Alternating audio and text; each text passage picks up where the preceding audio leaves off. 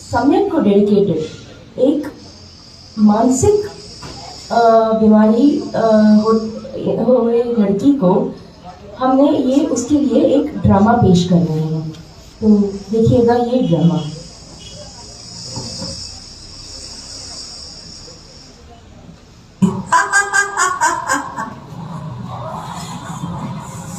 मी मनस्विनी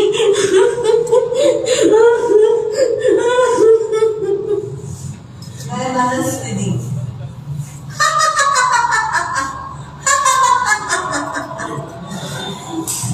मी मनस्विनी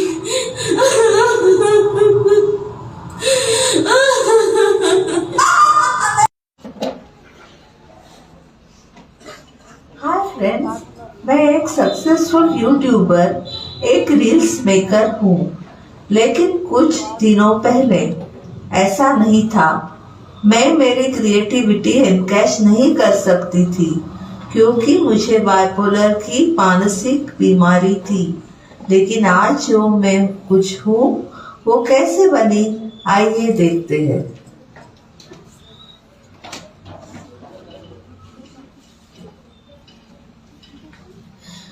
ओह माँ, आज मेरे एनर्जी लेवल्स बहुत ज्यादा लो हैं।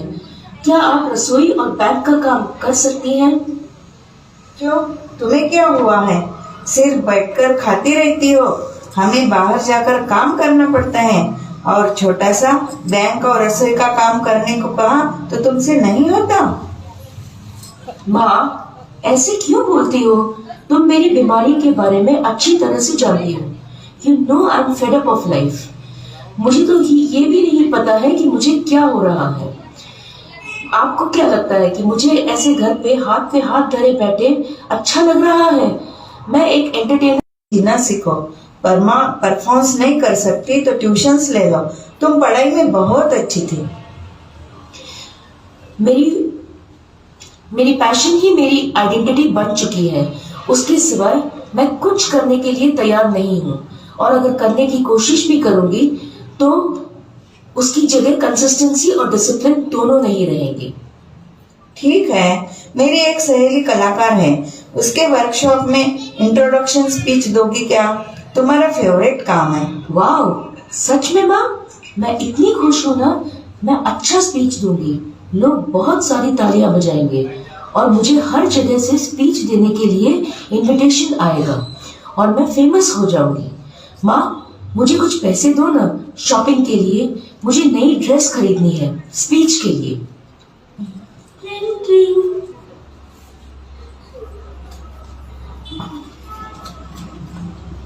माँ, मेरी ये नई दोस्त, ये हमारे बगल वाले बिल्डिंग में रहती है।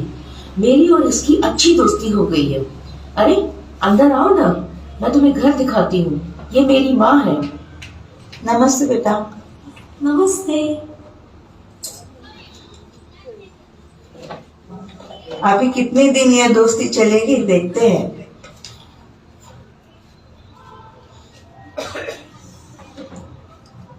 एक मराठी न्यूज चैनल में वैकेंसी होने पर न्यूज रीडर की पोस्ट के लिए ऐड आती है तो मनस्विनी उस चैनल को बायोडेटा भेजती है। क्या तुम जानती हो, मुझे न्यूज रीडर की जॉब के लिए ऑफर आया है और मैं पहले 2 राउंड में पास हो चुकी हूँ। क्या ये खुशखबरी नहीं है? अब मैं टीवी पर आऊंगी और न्यूज बोलते हुए दिखाई दूंगी।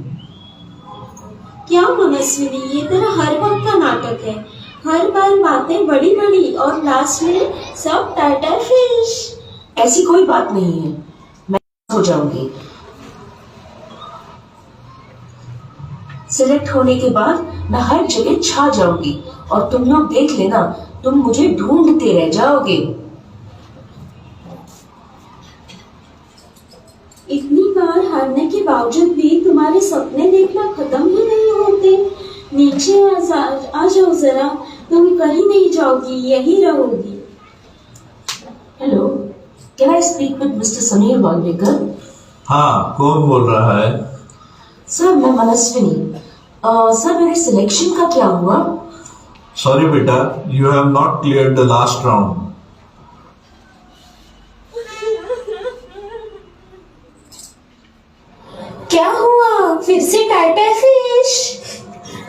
मैंने कम से कम ट्राई तो किया।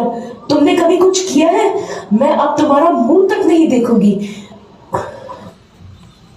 लगता है दोस्तों के साथ अनबन हुई है।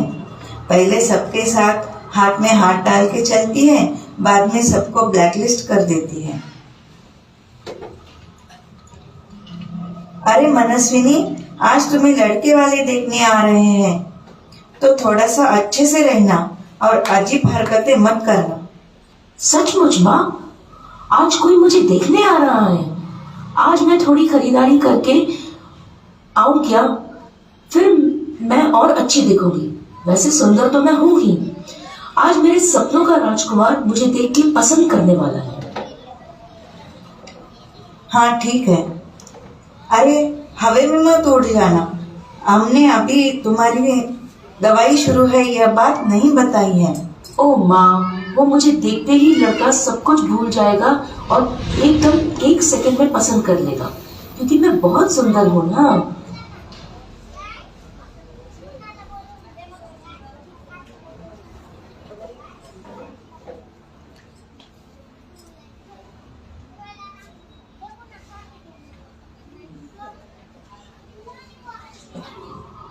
आप बहुत सुंदर हो। Thank you. आप भी अच्छे हो। आप क्या करती हो? मैं एक परफॉर्मर हूँ जो अपने हॉबीज परस्यू करती हूँ, जैसे कि डांस और गाना और नाटक वगैरह वगैरह। और इन सब में कितनी आमदनी मिलती है? मैं एक एमेच्योर आर्टिस्ट हूँ। मैं पैसों के लिए काम नहीं करती।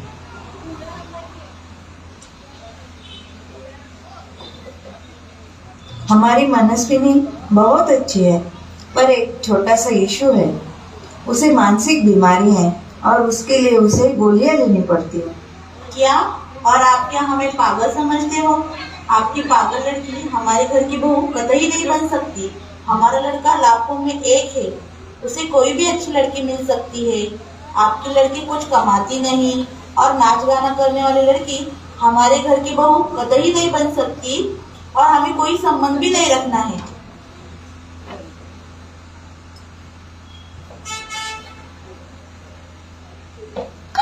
उसके बाद मनस्विनी के लिए और एक रिश्ता चल के आता है, लेकिन वो पसंद न होने की वजह से मनस्विनी उसे रिजेक्ट कर देती है। उसके बाद क्या होता है ये आप देखिए। अरे तुझे अकल है क्या? तू एक तो नौकरी नहीं करती, अब तुम्हारी उम्र बढ़ रही है। इतनी बरस तू शादी कर रही थी, अभी इतना सोने जैसा लड़का तेरे लिए रिश्ता लेकर आया था और वो तुम्हारी मानसिक बीमारी के साथ एक्सेप्ट कर रहा था और तुमने उसे ना कर दिया। ऐसे किया तो जिंदगी भर तुम्हें बिगैर शादी के रहना पड़ेगा। माँ, ये क्या तरीका है आपका मुझसे ऐसे बात करने का? आप अच्छी तरह से जानती है ना मेरी बीमारी के साथ मेरी शादी हो भी जाती तो उसके घर वाले जैसे आप और बाकी रिश्तेदार अगर मुझे ताने मारते तो मैं क्या करती? तुम्हारे साथ बहस करने की मुझे इच्छा नहीं है। इसके आगे मैं तुम्हारे लिए कोई भी लड़का देखने वाली नहीं हूँ। इसके बाद इस विषय पर कोई चर्चा नहीं होनी चाहिए।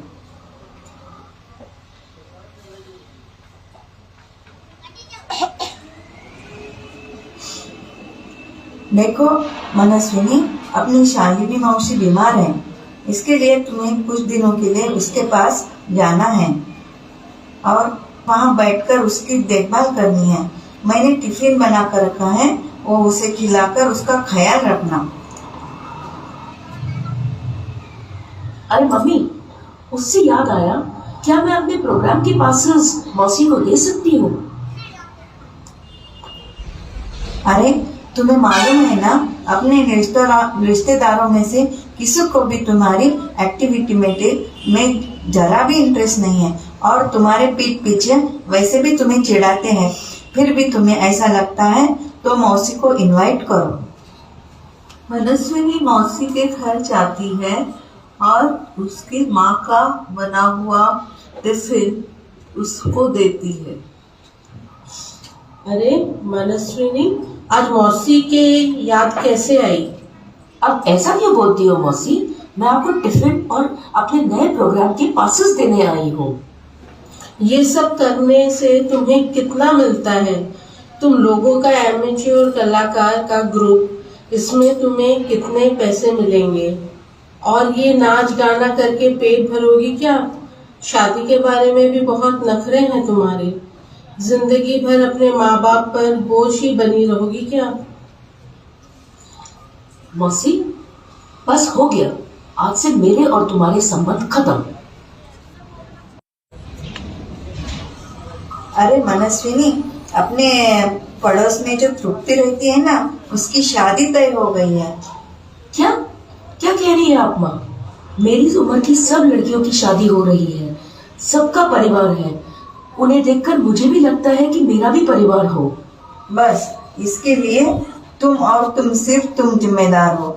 तुम्हारे नाच गाने से ना पैसा मिला ना नाम मिला, फिर भी तुम उसे पकड़ कर रखी हो।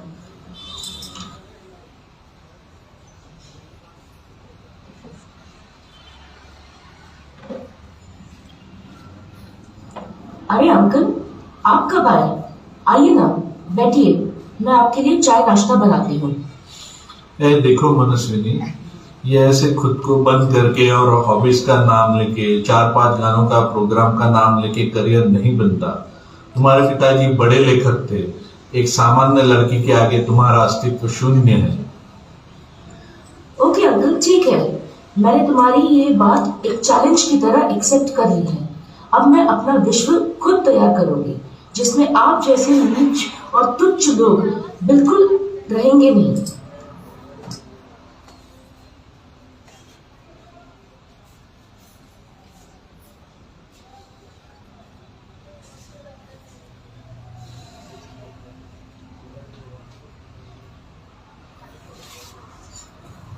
माँ, अब बहुत हो चुका। परसों ही मेरी एक दोस्त ने मुझे एक सलाह दी कि पुणे में एक रिहैब है जिसका नाम है सम्यक। मुझे लगता है इट्स हाई टाइम कि अब मुझे वहां जाकर अपने आप को दाखिल कर लेना चाहिए। मैं वैसे भी जिंदगी से काफी बोर हो गई हूँ, सबके ताने सुन सुनकर पक गई हूँ। मैं अब वहीं जाकर एडमिट होकर ठीक होकर आऊंगी वापस।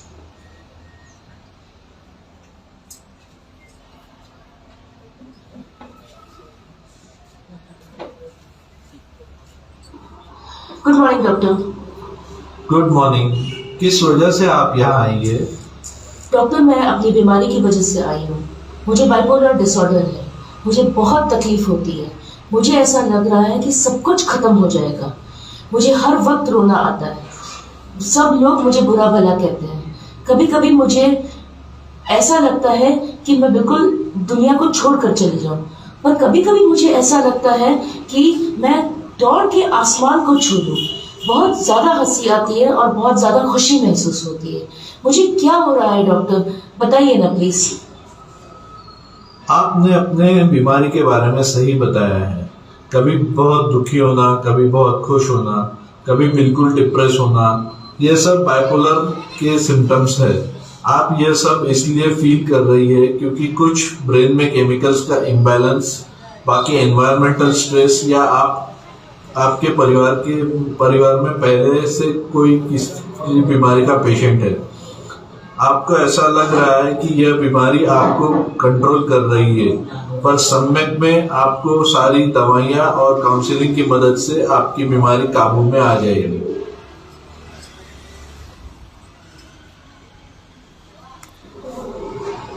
हाय ऑडियंस, आपने आज का यह नाटक देखा होगा, तो कैसा लगा आपको? हो अच्छा ही लगा होगा, लेकिन इसका मूल उद्देश्य सिर्फ एंटरटेनमेंट नहीं है, बल्कि social awareness regarding mental illness और साइको एजुकेशन पर है।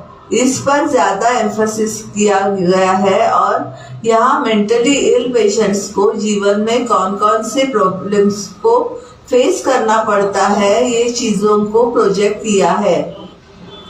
Solutions like cultural activities, awareness shows, acceptance के लिए पेशेंट को एजुकेट करना, मेडिकेशन और काउंसलिंग, और खुद से कनेक्टेड रहना सिखाना, एंड सबसे ज़्यादा अपनी जो एनर्जीज है वो क्रिएटिवली चैनलाइज करने के लिए उनको उद्युक्त करना ये है।